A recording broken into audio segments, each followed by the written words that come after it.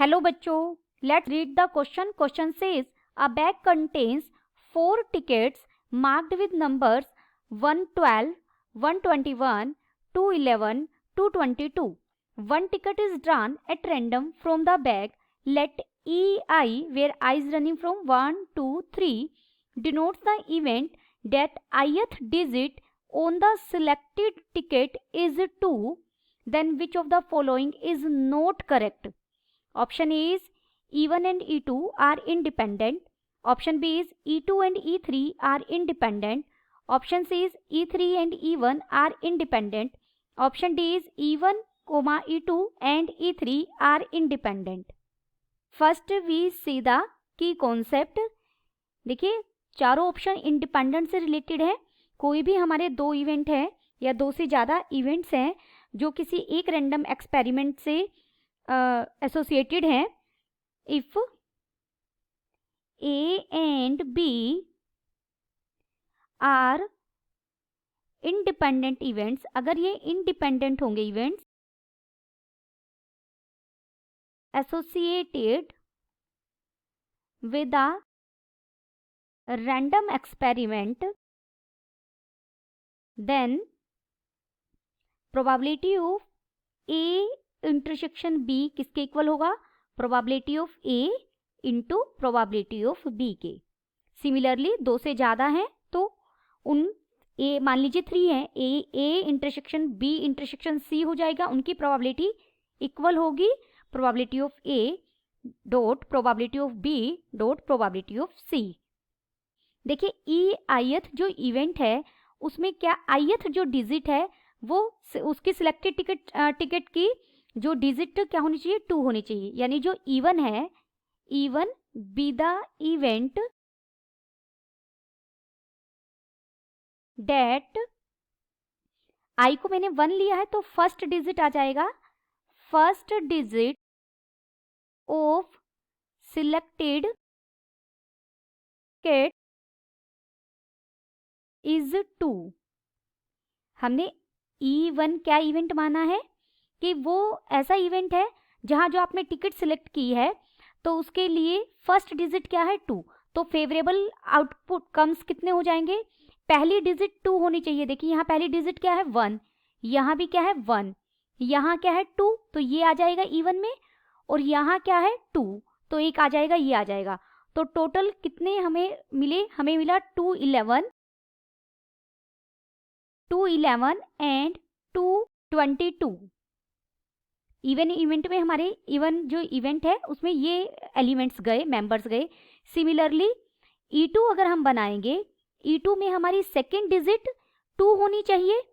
Second digit 2 के लिए एक तो ये आ जाएगा, देखिए सेकेंड डिजिट 2 है, और एक ये आ जाएगा 121 एंड 222. और जो E3 इवेंट बनेगा हमारा उसमें थर्ड डिजिट क्या होगी? 2 होनी चाहिए. थर्ड डिजिट 2 लेने में हमारा कौन सा आएगा? एक तो ये आ जाएगा थर्ड डिजिट के लिए, एक ये आ जाएगा. यानी 112 एंड 222. टोटल हमारे पास कितनी टिकट्स थी? 4 टिकट्स थी. Therefore probability of E1 is equal to, देखिए फेवरेबल आउटकम्स कितने हैं? 2. और टोटल कितने थे? 4. तो हमें ये कितना मिल गया? 1/2. सिमिलरली आप probability of E2 find out कर सकते हैं, वो भी हमें 1/2 मिलेगी. एंड प्रोबेबिलिटी ऑफ E3 वो भी हमें कितनी मिलेगी? 1/2. अब E1 इंटरसेक्शन E2 कीजिए. अगर मैं E1 इंटरसेक्शन E2 करती हूं तो दोनों के इंटरसेक्शन में सिर्फ ये एलिमेंट जाएगा. Therefore probability of E1 intersection E2 क्या हो जाएगी? 1/4. और 1/4 ये इक्वल होगा probability of E1 into probability of E2, क्योंकि प्रोबेबिलिटी ऑफ E1 भी 1/2 है, प्रोबेबिलिटी ऑफ E2 भी 1/2 है. हम मल्टीप्लाई करेंगे तो हमें 1/4 ही मिल जाएगा. This implies E1 and E2 are independent events.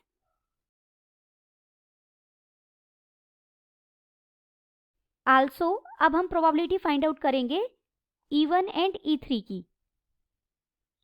तो उसके लिए probability of E1 intersection E3, E1 intersection E3 में भी हमारा सिर्फ 222 कॉमन है, तो इसकी प्रोबेबिलिटी हो जाएगी 1/4, जो इक्वल है probability of E1 into probability of E3.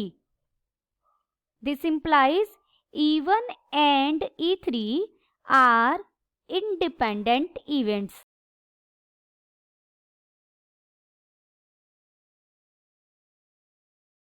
Now, अब हम probability of E2 intersection E3. E2 intersection E3 में भी एक ही एलिमेंट कॉमन है, तो उसकी प्रोबेबिलिटी हो जाएगी 1/4, जो इक्वल होगी probability of E2 multiply by probability of E3. इसका मतलब E2 और E3 भी हमारे कैसे हो गए, independent events. This implies E2 and E3 are independent events. Again हम करेंगे आल्सो. अगर हम probability of E1 intersection E2 intersection E3 find out करें, देखिए तीनों इवेंट्स में कॉमन क्या है, सिर्फ 222 है, एक ही एलिमेंट कॉमन है, तो इनकी प्रोबेबिलिटी भी क्या हो जाएगी 1/4. लेकिन ये इक्वल नहीं है probability of E1 into probability of E2 into probability of E3. 1/8 हो जाएगा. इधर राइट हैंड साइड में अगर हम निकालेंगे और ये लेफ्ट हैंड साइड हमारी 1/4 आई है, तो ये दोनों इक्वल नहीं है. This implies E1 E2 and E3 are not independent events. तीनों एक साथ इंडिपेंडेंट इवेंट्स नहीं हैं. और हमें नोट करेक्ट ही बताना था, जबकि हमें ऑप्शन डी में दिया गया है E1, E2 and E3 are independent events. This implies option D is the answer.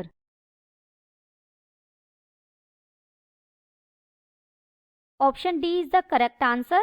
Hope you understood it well. Best of luck.